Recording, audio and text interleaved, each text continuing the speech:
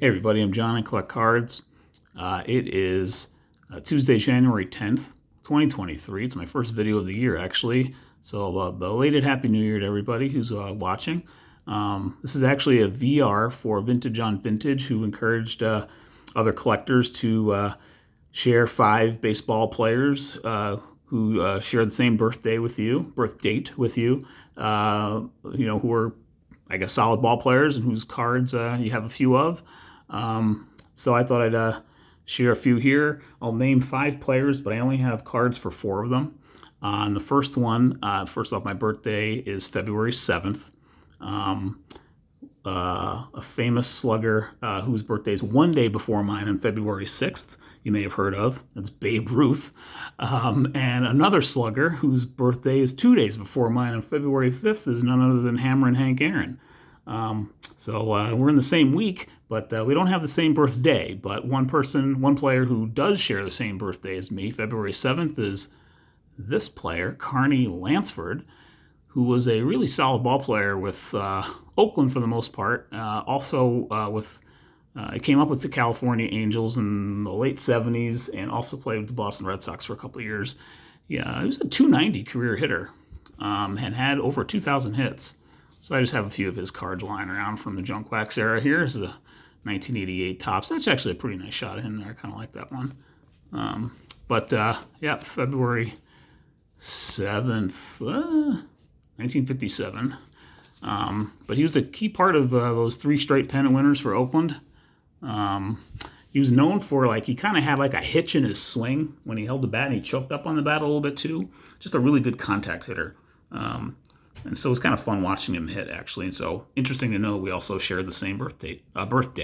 And another player who did, and I do say he did because he has sadly passed away and he died way too soon, was probably the American League's best reliever, arguably the AL's best reliever in the first half of the 1980s.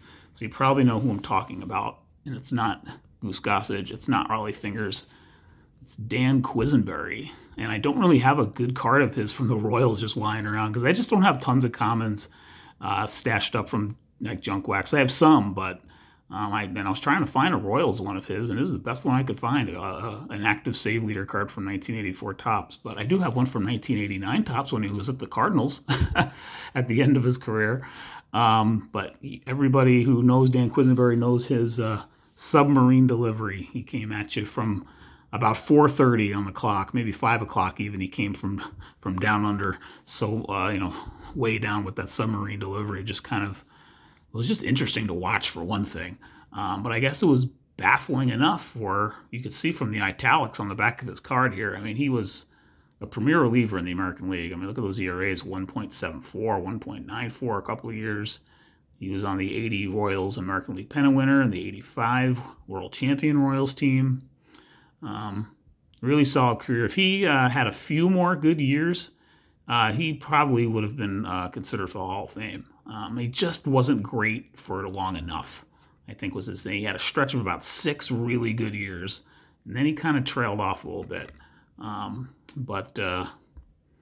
Anyway, Dan Quisenberry shares a birthday with me, so I thought I'd mention that.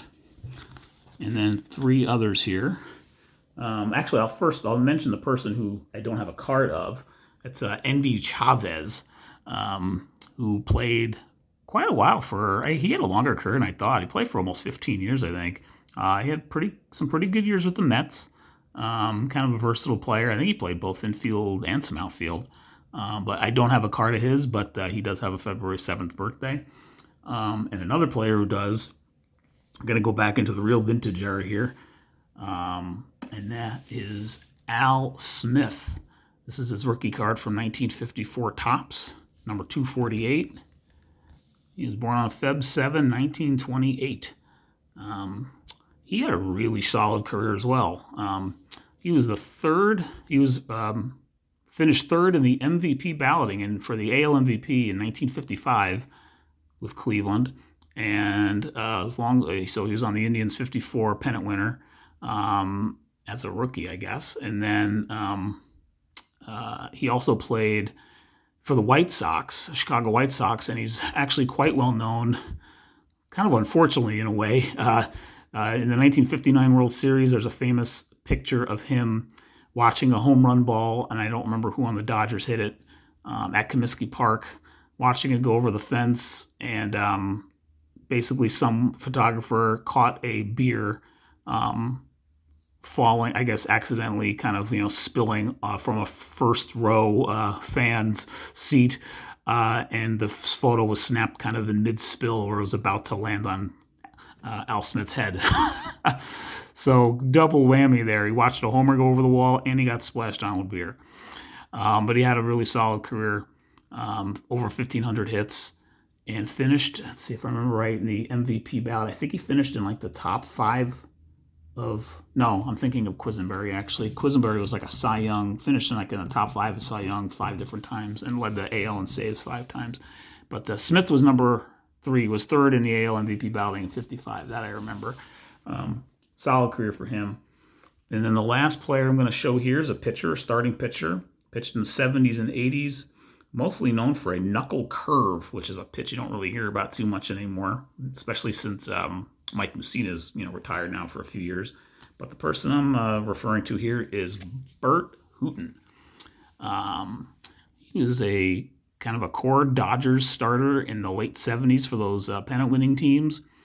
Was in the rotation with Don Sutton, Jerry Royce, I guess Bob Welch in 78, 79, 80, etc., around that era. I think Welch was a rookie in 78. Tommy John before he left for the Yankees, so in the 76, 77 era. He started actually with the Cubs and threw a no-hitter with the Cubs. I think it was in 1973, but I could be wrong about that. Some of these guys are just interesting, actually, as it turns out. So here's his card from 1986 Topps. He actually did not pitch in 86. His career was done in 85. Pitched for the Rangers in 85, so his complete stats are here. He won 151 games. And I read somewhere, and I was sort of getting ready to do this video, his control was kind of an issue early in his career with the Cubs. As you can see for some of his walk numbers here, 81 walks, 73 walks. He apparently saw a hypnotist for a time, and I think he credits that with kind of helping him kind of, settle in and being a better pitcher. As you can tell from he had a couple whopping ERA years right there, although one was for injury. But then he really settled in. Look at some of those ERA numbers there. But so anyway, solid career there for Bert Hooten. And I believe he's a pretty reliable TTMer, actually, which means I need to get this one out in particular. I might send them both out, but this one in particular, because I got a lot of 76 Topps signed through the mail, which have been kind of fun to get. But there you have it there. There are 5 players, 4 shown here through cards, who share a birthday with me of February 7th. So Vintage on Vintage, thanks again for the invite there to talk baseball cards. We'll see you on the next video and look forward to doing more. Take care.